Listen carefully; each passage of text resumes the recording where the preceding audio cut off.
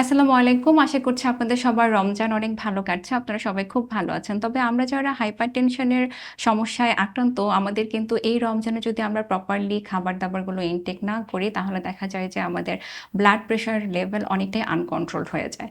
তো সেক্ষেত্রে অবশ্যই আমাদের সেহরি, ইফতার এবং ডিনারটা প্রপার হওয়াটা খুব ইম্পোর্টেন্ট। সেহরিতে আমরা চেষ্টা করব অবশ্যই কার্বোহাইড্রেট যেন থাকে, প্রোটিন থাকে। তবে সবচেয়ে ইম্পোর্টেন্ট যেটা আমাদের ভেজিটেবলের উপর নজর দিতে হবে যেন ফাইবার রিচ সবজি আমাদের সেহরির তালিকায় থাকে এবং অবশ্যই আপনারা একটু লো ফ্যাট ডেইরি রাখার চেষ্টা করবেন। সেটা হতে পারে মিল্ক, হতে পারে ইয়োগার্ট, তবে সেটা অবশ্যই যেন লো ফ্যাট হয় সেদিকে নজর রাখাটা খুব জরুরি। এবার যদি আমি একটু ইফতারে যাই, ইফতারে আপনারা ন্যাচারাল ফ্রুট জুস খেতে পারেন। যদি সেটা না ছেঁকে খান তাহলে খুব ভালো, তাহলে কিছুটা ফাইবার আপনারা পেতে পারেন।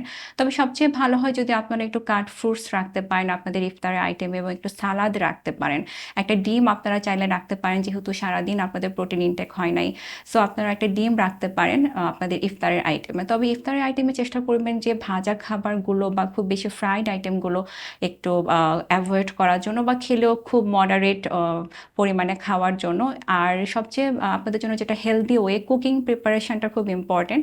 আপনারা গ্রিল করে বা শ্যালো ফ্রাই করে আপনাদের খাবারগুলোকে এনজয় করতে পারেন। আর ডিনারেরটাও অবশ্যই স্কিপ করা যাবে না। ডিনারেও আপনারা কিছুটা খাবেন, খুব লাইট হলেও খাবারগুলো খাবেন। সেটা হালকা পাতলা একটু ওটস হতে পারে বা রুটি হতে পারে বা নর্মাল ভাতও হতে পারে। তবে সবচেয়ে ইম্পর্টেন্ট হচ্ছে পোর্শন সাইজ।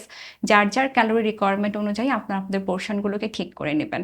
মোটামুটি যদি এইভাবে আপনারা একটু হেলদি ওয়েতে কুকিং প্রিপারেশনটা মেনটেন করতে পারেন, তাহলে আশা করা যায় যে আপনাদের ব্লাড প্রেশার থাকবে নিয়ন্ত্রণে। আপনারা সবাই অনেক ভালো থাকুন, সুস্থ থাকুন। আল্লাহ হাফেজ।